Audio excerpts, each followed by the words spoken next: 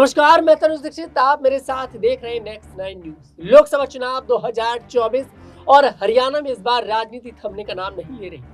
पहले सरकार गिर जाती है मनोहर लाल खट्टर की, और अब लोकसभा 2024 के चुनावों के बीच सरकार पर संकट छा गया नायब सैनी का। अभी मात्र 2 महीने ही हुए थे मुख्यमंत्री बने हुए, लेकिन ऐसा क्या हो गया कि सरकार तुरंत गिरने का नाम नहीं लेने लगी। दरअसल जेजेपी के 8 से 7 विधायक जो है वो बीजेपी पार्टी के पास पहुंचे हैं। अब मुकाबला बड़ा दिलचस्प है। कांग्रेस की सरकार भी बन सकती है और बीजेपी की सरकार बच भी सकती है। कुछ सवाल लेंगे हमारे सहयोगी अमन जी से। बहुत बहुत स्वागत है अमन जी आपका। जी। सबसे पहला सवाल सर यही लेना चाहूंगा कि आखिरकार अचानक से ये क्या हो गया हरियाणा में। हरियाणा की जनता ने जिस पार्टी को चुनकर विधानसभा पहुंचाया था, आखिरकार वो पार्टी एक जगह टिक क्यों नहीं पा रही?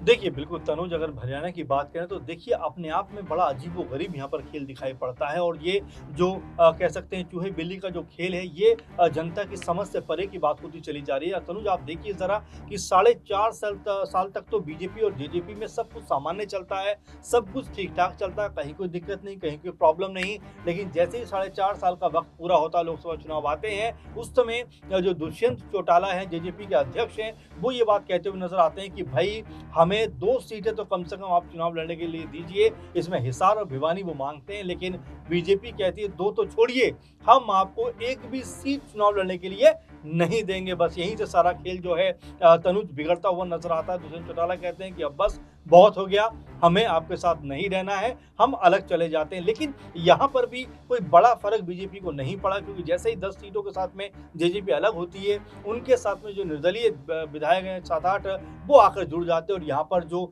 बहुमत का आंकड़ा है तनुज, वो लगभग पूरा हो जाता है। यानी कि अपनी सरकार बचाने में नायब सैनी जो नए मुख्यमंत्री हैं वो कामयाब हो जाते हैं। लेकिन अब इसके बाद जिस तरह 1.5 से 2 महीने का वक्त गुजरा, अब ऐसा लग रहा है कि यहाँ पर एक बार फिर से बड़ा खेल हरियाणा में होता हुआ नजर आ रहा है, क्योंकि 3 विधायकों ने बीजेपी का जो समर्थन है वो वापस ले लिया कि भाई हम आपके साथ नहीं चल सकते। जो वायदे आपने हमारे साथ किए थे, हमारे साथ जो कह सकते हैं आपने हमें भरोसा दिलाया था कि मंत्री पद मिलेगा तो ये मिलेगा तो वो मिलेगा, आपने हमें कुछ भी नहीं दिया, इसीलिए हम आपके साथ नहीं रहेंगे। तो यहाँ से सीधा जो दुष्यंत चौटाला ने आरोप लगाया कि 40 विधायक बीजेपी के पास हैं, 2-3 विधायक उनके साथ में और हैं। इसका मतलब ये आंकड़ा बन जाता है 43 का, और बहुमत के लिए 45 कम से कम चाहिए। हालांकि 90 की विधानसभा है हरियाणा की, लेकिन 2 विधायकों ने इस्तीफा दे दिया। इस नाते आप समझिए कि 88 वो जो विधानसभा इस समय है मौजूद जो विधायक हैं, उसमें कम से कम आपको 45 लोग लाने होंगे। 45 विधायक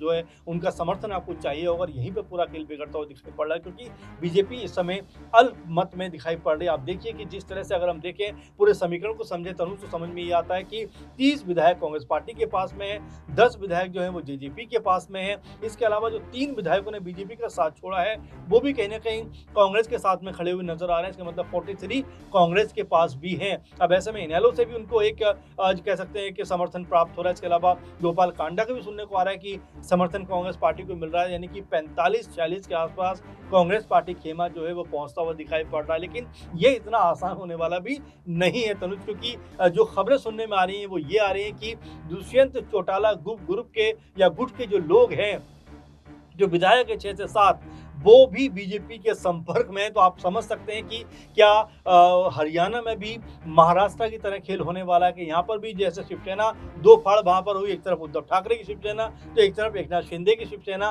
क्या वैसा ही कुछ एक बार फिर जो हरियाणा में दिखाई पड़ने वाला है? क्योंकि यहाँ पर अगर ऐसा होता है तो दुष्यंत चौटाला की जो पार्टी है जेजेपी, वो भी यहाँ से 2 हिस्सों में बढ़ती हुई दिखाई पड़ सकती है। क्योंकि जो खबरें हम तक पहुंच रही हैं, उन खबरों के मुताबिक 6 से 7 जो विधायक हैं वो इस समय दुष्यंत चौटाला से खफा चल रहे हैं। कई तो बीजेपी के मंचों तक पे नजर आ गए। तो आप समझ सकते हैं कि यहाँ पर जो हालात हैं वो बेहतर नहीं कहे जा सकते कांग्रेस पार्टी के लिए। लेकिन हाँ, बीजेपी लगातार कोशिश कर रही है कि जो 6-7 विधायक हैं वो उनके पाले में आ जाएं, और ये विधायक अपनी सरकार बनाते हुए, अपनी पार्टी बनाते हुए भी नजर आ सकते हैं अगर 7 विधायक इसमें चले जाते हैं। क्योंकि 3/3 फिर ये कह सकते संख्या हो जाएगी। इस नाते उनको एक अलग पार्टी बनाने का सिंबल जो है या जो नाम जो है वो भी मिलता हुआ नजर आ सकता है। सर, दुष्यंत चौटाला ये कह रहे हैं कि अगर विपक्ष सदन में अल्पमत के लिए कहता है तो हम विपक्ष का साथ देंगे, इस पर आपकी क्या प्रतिक्रिया है? देखिए, अल्पमत में वही बात मैं कह रहा हूँ आपसे, बीजेपी बिल्कुल अल्पमत में नज़र आ रही है।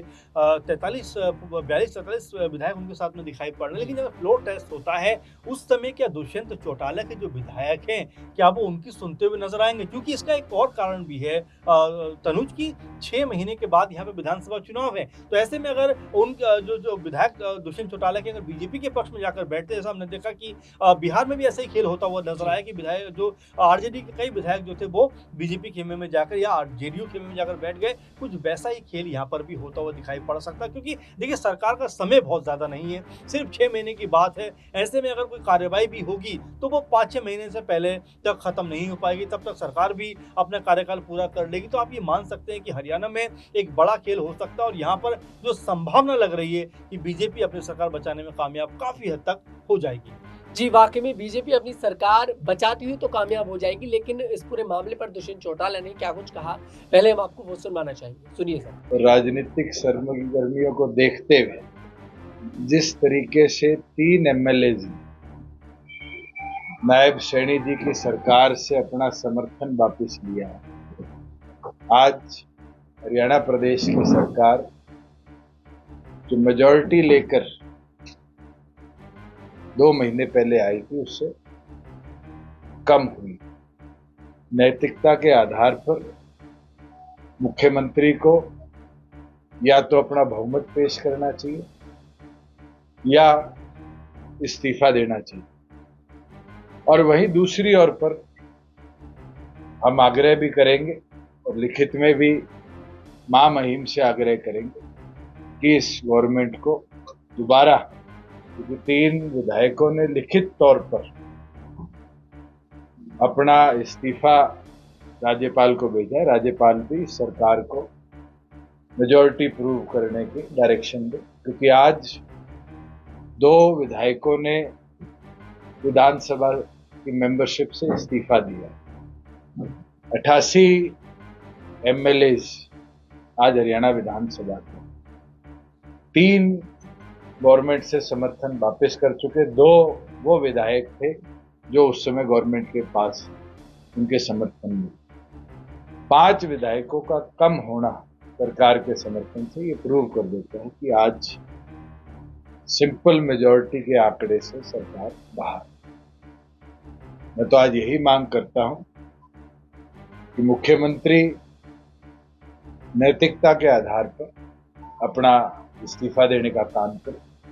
मैं कल मुख्यमंत्री का बयान किसी चैनल पे देख रहा था जहां वो हंस कर ये कह रहे थे कि ये आज वहां कुछ लेने गए हैं, यहाँ कुछ लेके 4.5 साल बैठे थे, इसके बारे में भी वो बताने का काम। और मैं एक चीज कहना चाहूंगा, हम जब तक सरकार के साथ में कभी इस तरह के हालात नहीं मिले जहाँ मनोहर लाल जी और मुझे इस तरह की कोई घटनाक्रम देखने को मिली हो कि किसी ने समर्थन विड्रॉ किया।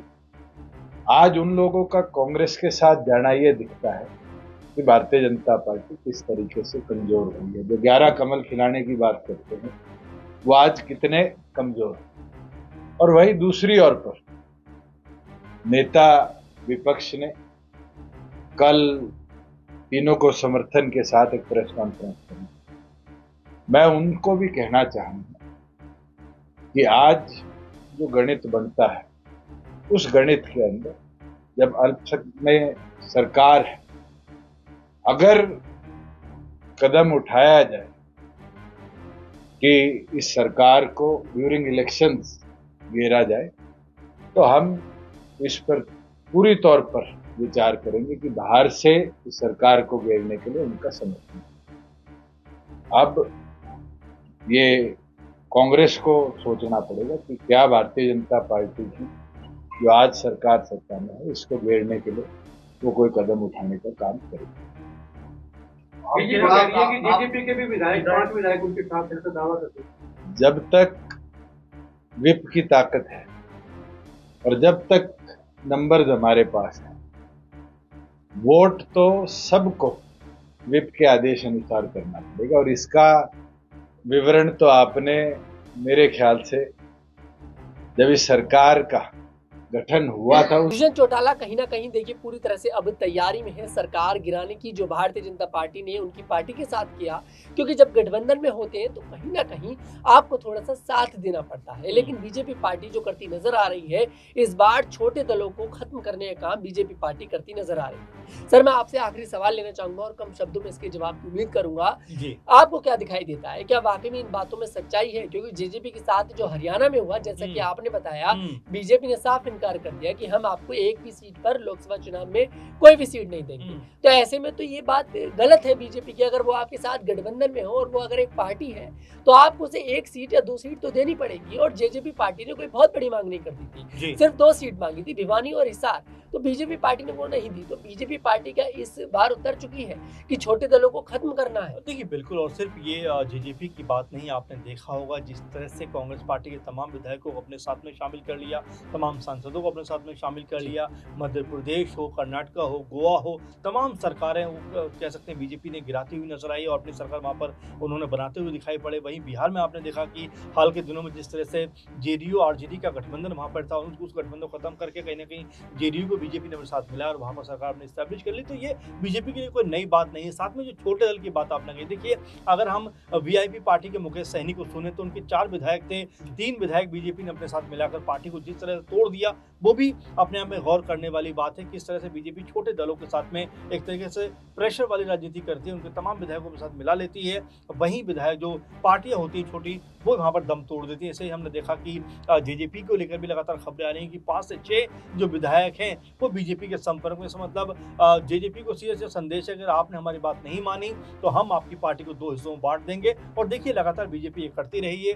कोई बड़ी बात नहीं कि हरियाणा में भी कुछ ऐसा ही होता हुआ नजर आए, क्योंकि जैसा मैंने आपको शुरू में कहा कि 6 से 7 विधायक ऐसे हैं जो दुष्यंत चौटाला से फिलहाल खफा चल रहे हैं, बात भी नहीं कर रहे हैं, और ये विधायक जो है वो बीजेपी के सीधे संपर्क में दिखाई पड़ रहे हैं। तो आप समझ सकते हैं कि यहाँ पर बीजेपी भी कोई बड़ा खेल करने चुकेगी नहीं, क्योंकि बीजेपी सत्ता इतनी आसानी से अपने हाथों से जाने देने वाली पार्टी नहीं है, बल्कि दूसरों की सत्ता भी कह सकते हैं छीन झपट के अपने हाथ में वो ले लेती है। इसीलिए हरियाणा में अभी बहुत सारा कुछ ऐसा खेल है जो अभी बचा हुआ है। जी वाकई में अभी हरियाणा में कुछ ऐसा खेल है जो दिखाई नहीं दे रहा, और अंदर ही अंदर विधायकों के मन में क्या चल रही है उस बात को भी कोई नहीं जान पा रहा। लेकिन आपकी इस पर क्या प्रतिक्रिया है, कमेंट बॉक्स में जरूर बताएं। कि जेजेपी पार्टी पूरा समर्थन देने के लिए तैयार है विपक्ष को? क्या विपक्ष इस बार सरकार बनाने में कामयाब होगा हरियाणा के अंदर, या फिर से एक बार फिर से बीजेपी पार्टी इस बार उनकी जो उम्मीद है उस पर फिर से पानी फेर देगी और अपनी सरकार फिर से बना लेगी? कमेंट बॉक्स में जरूर बताइएगा। अगर आपको हमारा वीडियो पसंद आया, हमारे वीडियो को लाइक करें, शेयर करें और हमारे चैनल को जरूर सब्सक्राइब